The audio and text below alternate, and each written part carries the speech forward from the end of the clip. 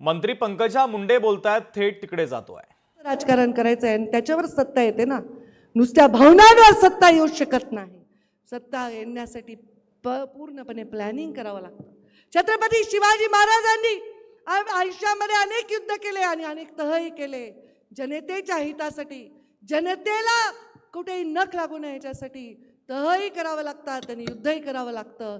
यश हे मिळवावं लागतं. हे माझ्या बाबांनी मला सांगितलं. मला दुर्दैवाने बऱ्याच वेळा अपयशाचा सामना करावा लागला, कारण वारशामध्ये संघर्षही आलाय, कारस्थाने आलेत, कट कारस्थाने आलेत. पण कधी मुंडे साहेबांनी सांगितलं, कोणाही विषयी एवढं सुद्धा मनामध्ये विष बाळगायचं नाही. ते आपल्या सिस्टीममध्ये ते विष येतं, आपल्या शरीरात येतं आणि त्यामुळे प्रत्येक व्यक्तीला जवळ करायचं, आलिंगन देऊन त्याला प्रेमाने जवळ करायचं. मुंडे साहेबांचं जे संस्कार होते त्या संस्कारात वागण्याचा प्रयत्न करते. बऱ्याच वेळा काही लोकांचे वैयक्तिक गोष्टी असतात. देवेंद्रजी, आपल्याला तर खूप अनुभव येत असेल.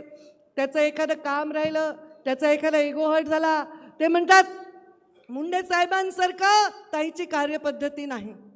मी म्हणते हो, माझी कार्यपद्धती मुंडे साहेबांसारखी नाही. माझी कार्यपद्धती मुंडे साहेबांना जशी पाहिजे तशी आहे.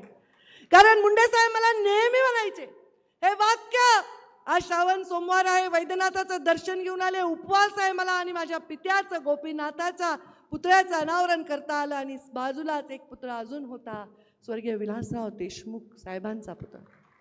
कारण एक प्रांजळ आणि सोज्वळ राजकारणाचं मूर्तिमंत उदाहरण कोणी उभं केलं असेल तर या दोन जोडीने केलं. एक मैत्री केली, पण कधी पक्षाची कधी कुठली प्रतारणा केली नाही. एकमेकांची मैत्री लढले, विरोधातही लढले पक्षाच्या, पण पक्षाचे आपापले नेते बनून लढले. त्यांच्या पुतळ्याचं अनावरण मी पालकमंत्री असताना माझ्या हस्ते झालं, तो क्षण आठवला.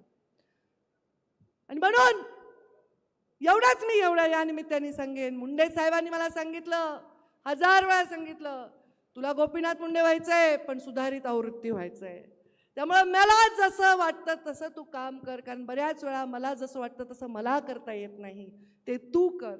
आणि म्हणून तत्वांशी प्रतारणा न करता, सामान्य माणसाच्या हिताची प्रतारणा न करता, कधी स्वाभिमान गहाण न टाकता राजकारण करण्याचं वचन मी माझ्या मृत होण्याच्या आधी माझ्या पित्याला दिलंय.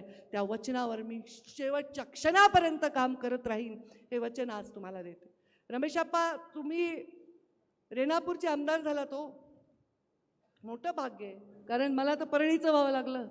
जेव्हा रेणापूर आणि परळी वेगळे झाले, परळी मतदारसंघ नवीन झाला, तेव्हा मला परळीचं आमदार व्हावं लागलं. 2 वेळा मी परळीचे आमदार झाले. पण रेणापूरच्या लोकांनी जे प्रेम दिलं ते मी कधीही विसरू शकणार नाही. 2004ला मुंडे साहेबांच्या प्रचारासाठी पानगावची रेणापूरची जबाबदारी माझ्याकडे होती आणि 2014ला मुंडे साहेबांच्या लोकसभेची जबाबदारी होती. या सगळ्या प्रवासात खूप शिकले. खूप काही आहे माझ्याकडे. मला लोक सांगतात मुंडे साहेबांचं चरित्र लिही. आता मी लिहीन का नाही माहीत नाही, माझ्याकडून ते होईल का नाही माहीत नाही, पण जेव्हा तुमच्या डोळ्यात मी बघते मुंडे साहेबांचं चरित्र मला तिथेच दिसतं. म्हाताऱ्या माणसाच्या डोळ्यामध्ये मुंडे साहेबांची प्रतिमा दिसते. माय माऊलींनी डोळ्याला पदर लावला, तिच्या अश्रूत मुंडे साहेबच सांडताना मला दिसतात. आणि तरुणांच्या ऊर्जेमध्ये देखील आजही मला मुंडे साहेब दिसतात. आणि ते मुंडे साहेब जिवंत ठेवण्याचं मोठं कर्तव्य हे माझं तर आहेच, पण आपल्या सर्वांचं देखील आहे. त्यामुळे आज जे खरी साहेबांची शिकवण होती, छोट्या छोट्या लाभासाठी, छोट्या छोट्या गोष्टींसाठी खूप मोठे नाते असतात. नाते फार महत्त्वाचे असतात. रक्ताची नाते तर आपल्याला निवडता येत नाही, पण आपण जे नाते स्नेहाने प्रेमाने निवडत असतो ते नाते फार महत्त्वाचे असतात आणि ते कशाही पेक्षा श्रेष्ठ असतात. तसंच नातं या लातूरचं मुंडे साहेबांचं आहे. मी विलासरावजींचा उल्लेख केला, विलासरावजी आणि मुंडे साहेबांचं आहे. तसंच नातं तुमचं आणि माझं आहे. चूकभूल कधी क्षमा करा. कधी राजकारणामध्ये एखादी घटना आपल्याला यशस्वी करता येत नाही, पण मनामध्ये कधीही लोकांच्या विरोधात कोणाच्या वाईट करण्याचा हेतू कधीही नसणार. मुंडे साहेबांनी जी शिकवण दिली, मी थकणार नाही, मी रुकणार नाही, मी कुणासमोर कधी झुकणार नाही, हे वाक्य आज म्हणते मंचावर. कारण मीडियावाले असे लावतात, पंकजाताई असे म्हणल्या, ते याला म्हणल्या, त्याला कोणाला नाही म्हणले.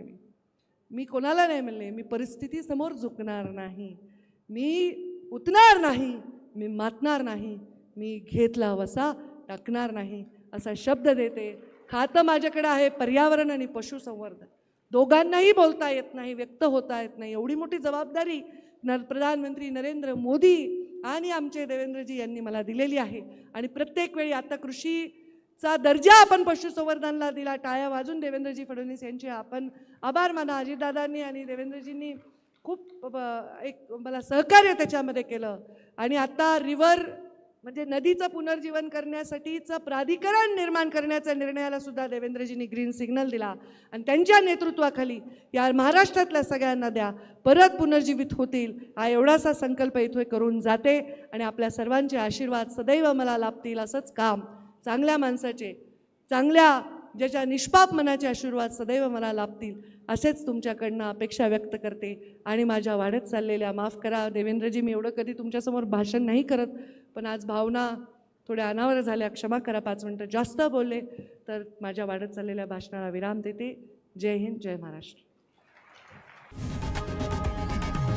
लोकशाही मराठी ऐका, पहा, जागरूक रहा.